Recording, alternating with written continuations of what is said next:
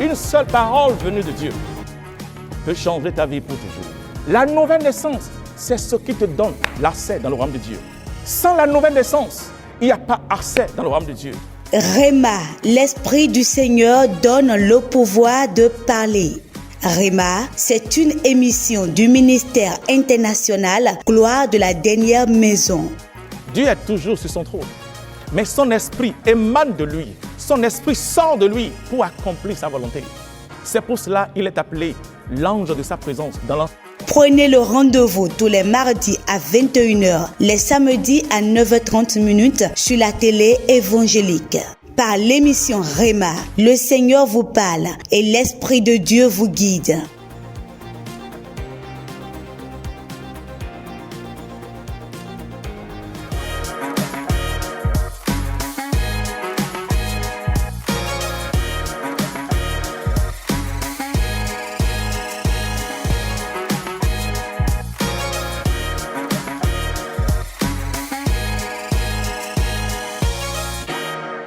Je te salue dans le précieux nom de notre Seigneur Jésus. Je suis le pasteur Odilon Kodjo et bienvenue dans notre émission Rhéma. Sans plus tarder, nous allons continuer dans notre sujet que nous avons démarré, qui est tellement important pour le corps du Christ. Parce que la vie chrétienne se repose là. Et nous avons démarré la dernière fois ce sujet qu'est la crainte de l'Éternel. Alléluia. Vous savez, nous pouvons passer une année à parler de ce sujet. Nous pouvons passer, je dis une année, à parler de ce que veut dire la crainte de l'Éternel. Parce que c'est tellement important. Surtout dans les temps dans lesquels nous sommes. En tant qu'enfants de Dieu, nous devons craindre l'Éternel. Et je vais relire ce passage de Ésaïe 29. Ésaïe 29. Merci Seigneur Jésus. Ésaïe 29, je lis à partir du verset 15. Non, le verset 13. Le Seigneur dit, quand ce peuple s'approche de moi, il m'honore de la bouche et des lèvres, mais son cœur est éloigné de moi. Je dis, qu'est-ce que le Seigneur a remarqué de ce peuple? Dieu a remarqué que chaque jour, ils viennent dans sa présence. Mais lorsqu'ils le font, c'est pour plaire aux hommes. Vous savez, aujourd'hui, il y a beaucoup qui sont entrés dans le christianisme pour plaire aux hommes. Alléluia. Ma prière pour toi, c'est que ce ne soit pas ainsi. Dieu dit que ce peuple m'honore des lèvres, mais son cœur est loin de moi. Aujourd'hui, il faut que nous ayons la crainte de Dieu.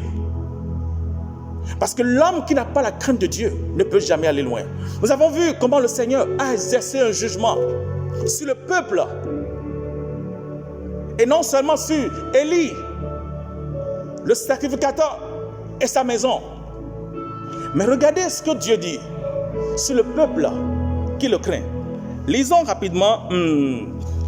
Merci Saint-Esprit de Dieu. Lisons Psaume 34.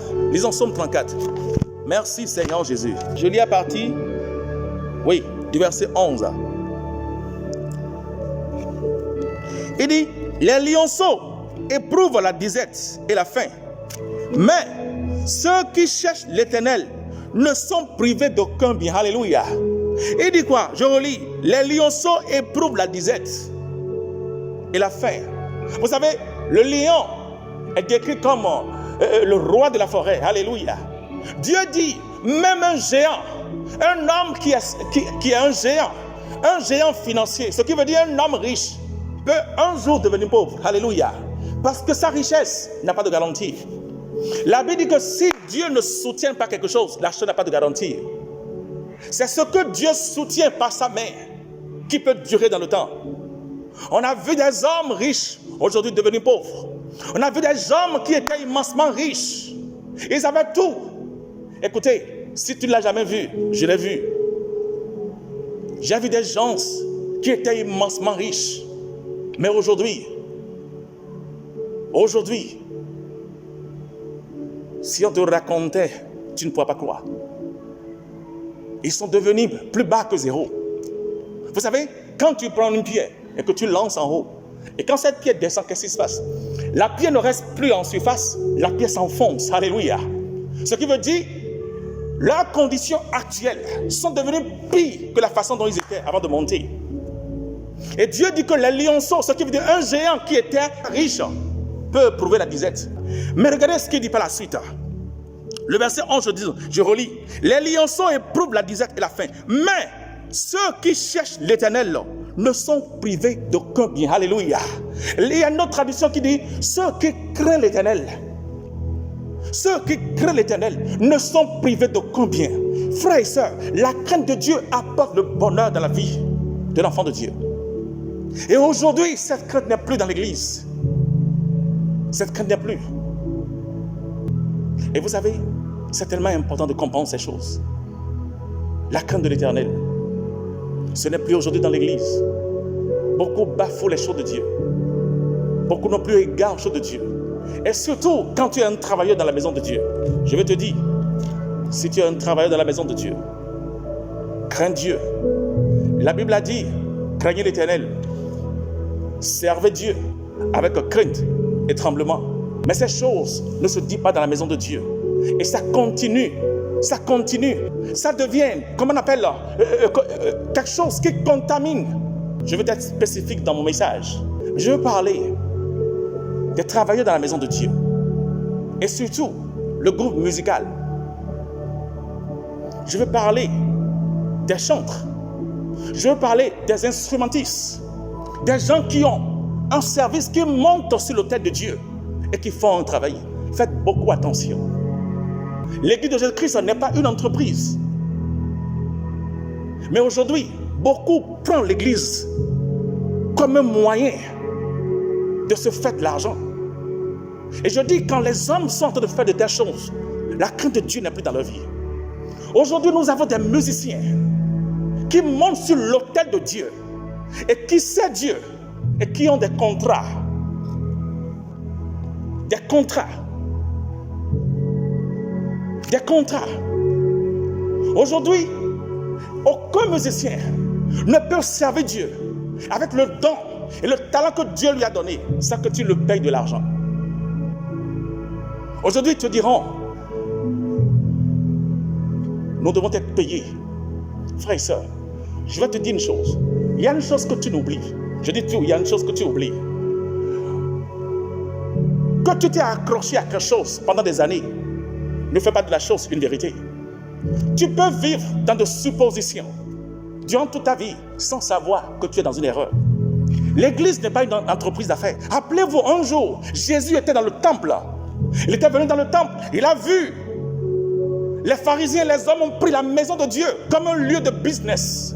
Et la colère s'est emparée de lui. La Bible a dit, il a cassé tout ce qu'ils avaient à l'intérieur. Il les avait chassés. Que le temple de mon Père n'est pas un lieu de commerce. Et aujourd'hui, beaucoup prennent l'église comme un lieu où on peut avoir de l'argent. Je veux parler surtout de ces enfants de Dieu qui ont peut-être cette crainte dans leur vie, à qui Dieu a donné un talent, un don pour servir dans la maison de Dieu. Aujourd'hui, cette crainte est partie. Et vous entendez des musiciens qui ne peuvent plus jouer si on ne les paye pas. Je vais te poser une question. Quand tu montes sur l'autel de Dieu et que tu chantes, aujourd'hui, il y a d'autres qui te disent combien? Nous voulons que tu nous payes 5 000. Nous voulons que tu nous payes 10 000. Les 10 000 francs qu'on peut te payer, ça peut te nourrir. Le fait de ne pas laisser Dieu te rendre prospère, vous savez ce que tu es en train de faire? Tu t'appauvris. Tu es en train de bloquer ta bénédiction. Parce que tu viens dans la maison de Dieu. Au lieu d'utiliser le don que Dieu t'a donné au service du peuple de Dieu. Vous savez, c'est un privilège de servir Dieu. Lisez le livre de Malachie chapitre 3. Vous allez comprendre ce que veut dire le service de Dieu. C'est un grand privilège quand Dieu t'appelle pour le servir. Écoutez, il n'y a pas un travail plus noble sur la terre que le service de Dieu. Je dis, il n'y a pas un travail plus noble sur la terre des vivants que le service de Dieu. Il n'y a pas ce travail qui est noble, un travail noble que le service de Dieu. Aujourd'hui, il y a des centres, des musiciens qui ne peuvent plus monter sur le terre de Dieu si on ne les paye pas. Ils recherchent de l'argent. Ils vont voir des pasteurs. Il faut qu'on ait des contrats. Écoutez, je n'ai jamais vu. C'est une réalité. Regardez la vie de ces musiciens qui font de telles choses. Aucun parmi eux ne prospère. Ce sont des pauvres. Je te dis la vérité. Regardez aucun de ces musiciens qui ont, soi-disant, un contrat dans une église. Aucun parmi eux ne prospère. Ils sont fauchés. Ils sont fauchés. Ils vivent une vie malheureuse. Ils ne savent même pas comment nourrir leur famille. Et vous savez ce qui se passe? Quand ça ne dure plus, ils rentrent dans le monde. Ils rentrent dans le monde. L'amour de l'argent s'empare de leur cœur. Et ils rentrent dans les cabarets pour aller jouer dans les cabarets pour pouvoir prendre de l'argent. Voici comment la crainte de Dieu a quitté la vie de certains enfants de Dieu. Juste à cause de l'argent. Pourquoi ne peux pas tu aller travailler? Un jour, j'ai rencontré un frère. J'ai dit, ok, j'ai appris que tu es musicien. Il a dit, ok, oui, je joue, c'est mon travail, c'est mon ministère. J'ai dit, ah bon, ok. Si c'est ton ministère, viens nous aider, viens nous bénir avec ton ministère. Il a demandé un contrat. Tu dois rentrer dans un contrat. Si on signe le contrat, vous imaginez? Donc, tu as la conscience que le service que tu rends pour Dieu, le fait de jouer, à la fin, tu seras payé. On te donne de l'argent, tu es payé pour avoir travaillé pour Dieu. Et il a dit, mais c'est notre travail, qu'est-ce que nous avons fait? Qui t'a dit? Pourquoi ne peux pas tu aller travailler? Pourquoi ne peux pas tu aller rechercher quelque chose que Dieu peut bénir? Certes, la Bible déclare, l'ouvrier mérite son salaire.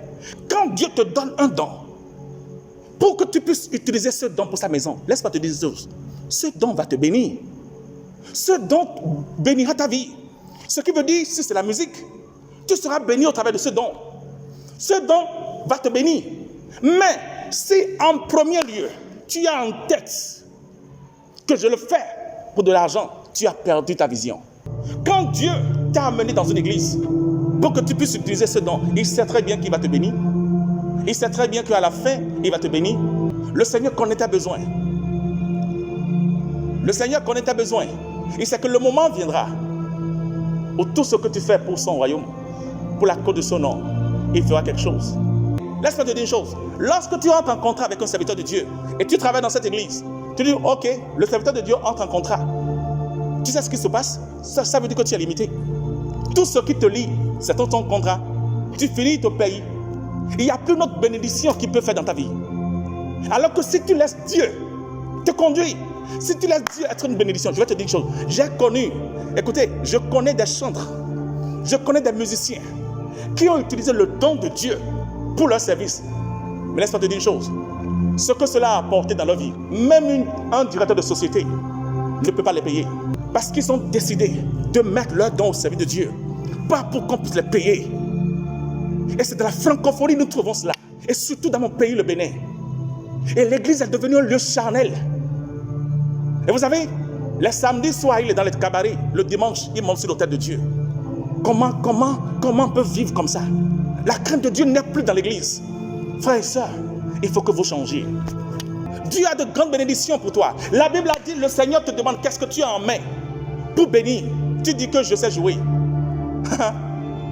Regardez, David a joué dans la maison de Dieu. Quand David jouait pour Saül, est-ce qu'il était payé? David n'était pas payé. David, le roi, David, il avait été déjà oint. L'onction de Dieu est déjà sur sa vie. Et dans quelques années, il sera le roi d'Israël. Malgré cela, il était au service de Saül. Chaque jour, il jouait. La Bible a dit parce que c'était un homme spirituel. Quand il jouait, il y avait chaque fois un démon qui tourmentait Saül. Mais quand il jouait, le démon le quitte. Parce qu'il jouait en esprit. Mais aujourd'hui, nous avons des chantres charnels, des musiciens charnels qui sont rentrés en contrat. Et quand ils jouent, la présence de la gloire de Dieu ne se manifeste plus. Parce que Dieu connaît l'état de leur cœur. Qu'il honore de la bouche, des mains, mais leur cœur est loin de lui. Et c'est la raison pour laquelle la gloire de Dieu ne se manifeste plus. Alors que quand le ministère de chant, vous savez ce que veut dire être un chantre? Et vous savez ce qu'ils disent souvent aussi? Que que la musique est la partie la plus importante d'un culte. Il y a des choses qu'on ne peut plus accepter, on ne peut plus banaliser. Jusqu'à quand allons-nous banaliser les choses de Dieu? Jusqu'à quand allons-nous laisser ces choses continuer dans l'église? Le Seigneur revient bientôt. Quand vous avez des chantres qui se prennent comme des dieux, que sans eux, le culte ne peut pas évoluer. Pasteur, laisse-le partir. Écoutez, si vous voulez taper les mains, tapez les mains. Dieu va vous bénir.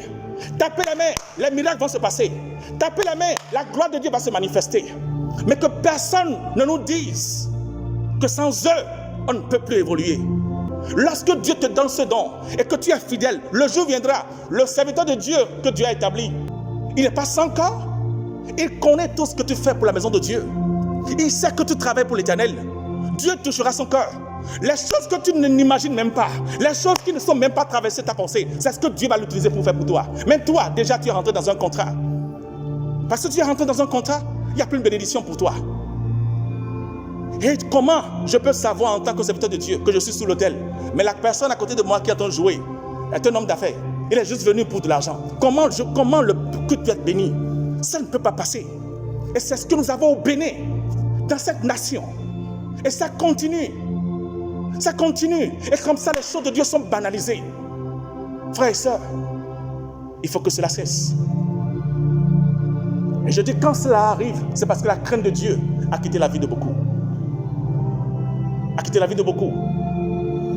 Ce n'est pas seulement les musiciens. J'ai dit dans chaque département. Un jour, j'ai entendu le témoin d'un pasteur.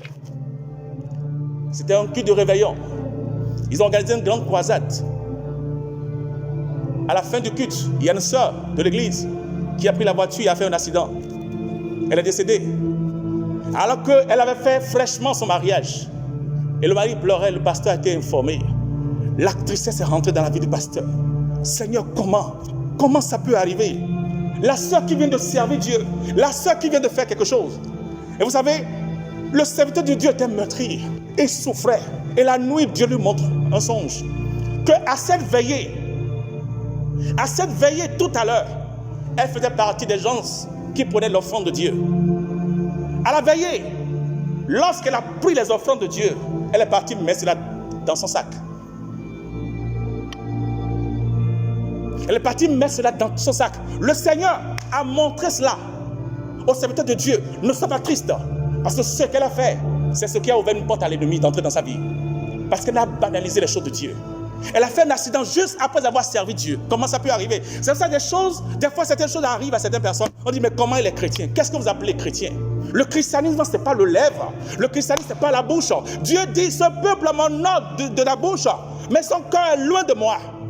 Être un chrétien, ce n'est pas une affaire de bouche, c'est une affaire de cœur. Être un chrétien, c'est le cœur. C'est le cœur. D'autres aiment être applaudis par les hommes. Mais ils savent au-dedans d'eux qu'ils vivent une vie de péché, une vie qui ne glorifie pas Dieu. Mais le dimanche, ils élèvent les mains pour plaire aux hommes qui sont des chrétiens. Frères et sœurs, tu peux tromper les hommes, mais tu ne peux pas tromper Dieu. Tu ne peux pas tromper Dieu. Mais que sert-il à un homme de vouloir plaire aux hommes? Vous savez, un jour, pour finir, le jour où Nelson Mandela était décédé. Tout le monde connaît Nelson Mandela, un chef d'État de l'Afrique du Sud. Oh, un homme qui a été mis en prison et qui est sorti 25 années après et a pardonné à ceux-là qui l'ont offensé. Le jour où il était décédé, et les chefs d'État étaient venus pour l'enterrement. Il y avait beaucoup parlé de lui, tout ce qu'il a fait. Il a pardonné, il a été un homme de paix. Un homme de paix, un homme qui a fait ceci. Il a fait du bien à tout le monde. Et beaucoup pleuraient. Et je suivais cela. Et vous savez, soudainement, j'ai entendu la voix de Dieu qui me dit, c'était comme si j'étais en discussion avec l'Esprit de Dieu. Fils, qu'est-ce qui célèbre? Je dis, par de cet homme des choses qu'il a dit. Les hommes ont dit, il a reçu le prix Nobel de la foi et le prix Nobel de la paix. Un homme, il a reçu le prix Nobel de la paix. Et vous savez ce que l'Esprit de Dieu m'a demandé? L'Esprit de Dieu m'a demandé, est-ce qu'il a reçu le prix Nobel de la foi? Alléluia. C'est ce que Dieu m'a demandé. Est-ce qu'il a reçu le prix Nobel de la foi? Frères et sœurs, même si les hommes te donnent le prix Nobel de la paix, il faut que Dieu te donne le prix Nobel de la foi. Alléluia. C'est ce que Dieu dit de toi qui est important. C'est parce que les hommes pensent de toi. Les hommes peuvent t'applaudir et Dieu va te rejeter. Rappelez-vous que lorsque le prophète Samuel voulait oindre un des fils d'Esaïe, quand Dieu lui a dit, Saül avait péché, Dieu l'avait rejeté. Dieu a envoyé le prophète pour aller oindre un des enfants d'Esaïe. Quand il a vu le premier, Eliab était beau, géant de taille. Il dit, waouh, voici loin de l'Éternel. Dieu a dit, je l'ai rejeté. Dieu a dit, je l'ai rejeté. Et le Seigneur a ajouté, parce que l'homme regarde à l'apparence, mais Dieu, il regarde au cœur. Lisons Deutéronome 4. Deutéronome 4. Je lis rapidement à partir du verset 24. Regardez ce que dit le verset 24. Regardez ce que dit le verset 4. Car l'Éternel, ton Dieu, est un feu dévorant. Alléluia. Il est un feu dévorant, un Dieu jaloux. Nous connaissons Dieu comme un Père aimant, un Dieu qui a aimé toute l'humanité, qui a offert son Fils en sacrifice. Mais laisse-moi te dire une chose, Dieu est encore un feu dévorant. Donc la crainte de Dieu, c'est cette partie que nous connaissons de Dieu, qu'il est un Dieu aimant. Mais nous avons cette crainte encore, qu'il est un feu dévorant. Alléluia. Frères et sœurs, ma prière, c'est que l'Église revienne à la crainte de Dieu. Pour que la crainte de Dieu puisse s'emparer de notre cœur. Pour que nous puissions savoir que tout ce que nous faisons sur la terre, le jour viendra, nous allons rendre compte à Dieu. Ces choses qui se passent dans l'Église, il faut que cela s'arrête. Surtout, ceux qui sont au service de l'Éternel, nos chantres, nos musiciens, qu'ils arrêtent ce comportement. Parce que c'est attirer une malédiction sur leur vie. J'ose surtout. C'est une malédiction qu'on attire comme ça sur la vie, sans savoir. Tu t'imagines, quand tu travailles, tu es un musicien, le bonheur que ça procure, lorsque tu joues, et le peuple de Dieu est béni. Tu sais ce que la Bible dit, que le Seigneur siège au milieu de la louange. Et tu fais tout cela, tu régis le cœur de Dieu. Tu sais ce que Dieu fera en retour dans ta vie. Mais ils ne comprennent pas. Dieu dit, ils ne comprennent. Ils marchent tous dans les ténèbres. Ils ne comprennent pas. Et ma prière pour vous, c'est que vous comprenez cela. En tant qu'un enfant de Dieu, pour que tu puisses comprendre que le don que Dieu te donne, ce n'est pas pour en faire de l'argent. Alléluia. Ce n'est pas pour que tu puisses aller rechercher de l'argent. Utilise le don de Dieu pour toi, au service de Dieu. Et Dieu qui sait que tu es en train de le servir avec son don, fera quelque chose dans ta vie. Fera quelque chose dans ta vie. J'ai vu des serviteurs de Dieu qui ont eu des chantres fidèles à eux, des musiciens fidèles à eux, leur acheter des maisons, leur acheter de grandes voitures. Et chaque mois, mettre de l'argent à leur disposition pour penser de leur famille. Pourquoi? Parce que premièrement, ils n'ont pas voulu faire de ce don un commerce, mais ils ont été fidèles à Dieu. Et Dieu, à son tour, a voulu les honorer. Alléluia. Merci Saint-Esprit de Dieu. Merci Seigneur Jésus. Et pour finir, je vais te donner ce témoignage de ce chantre. Un jour, qui jouait dans la maison de Dieu. Il jouait avec tout son cœur. Il était toujours là. Matin et soir, il était là. Il utilisait son don au service de Dieu. Dans le soleil, il était là. Sous la pluie, il était là. Personne ne le payait. Il le faisait.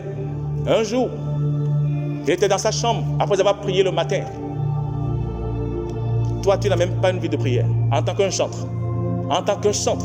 Tu n'as même pas envie de prière. Il a prié. Dieu lui a donné une inspiration sur une chanson. Il a écrit la chanson. Quand il a écrit la chanson, il est venu, il a mis de la mélodie dans la chanson.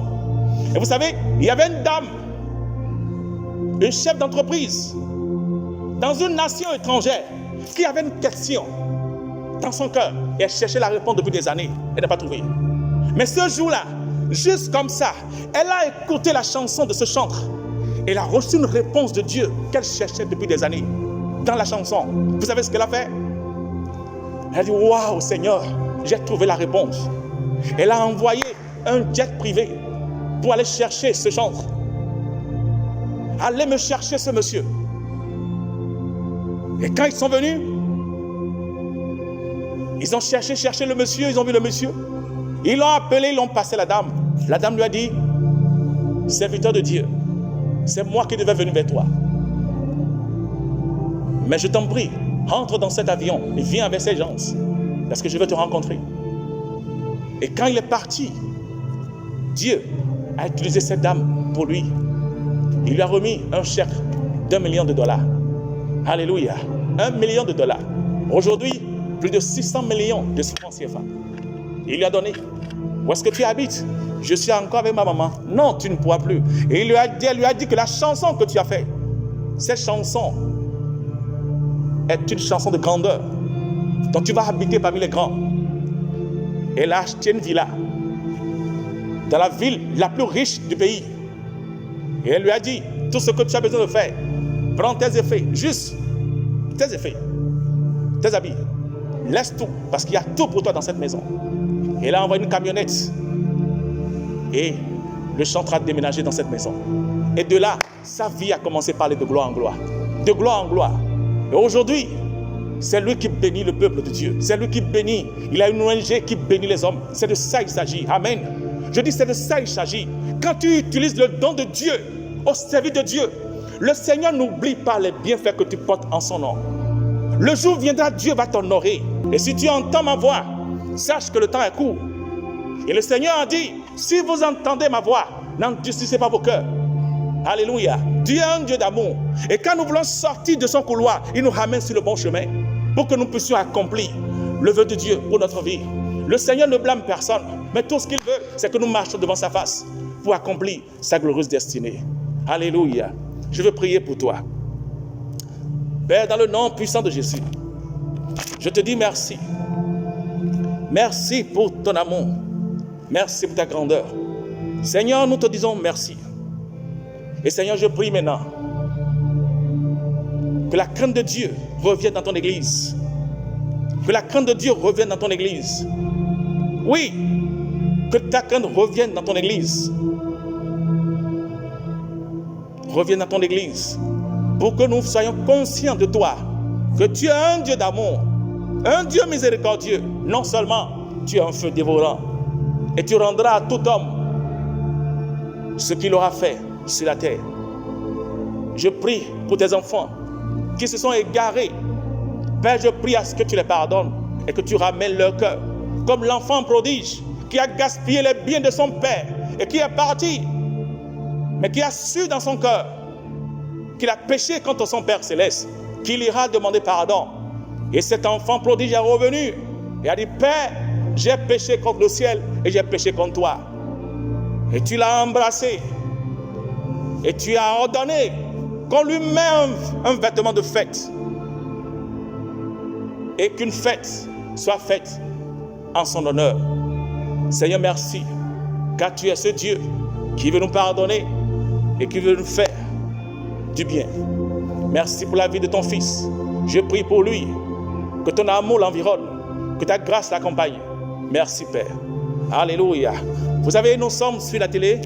Et comme je l'ai souvent dit, nous n'avons pas assez de temps pour décortiquer ces paroles. Alléluia. Mais avec le peu de paroles que tu as reçues, mets-le en pratique.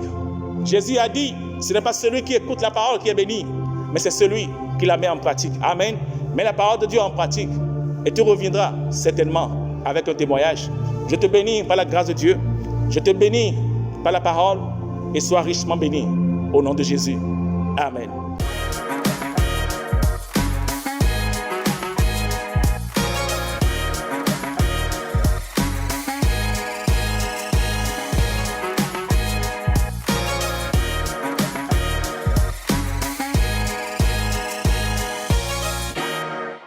Je viens pour te louer, je viens te louer.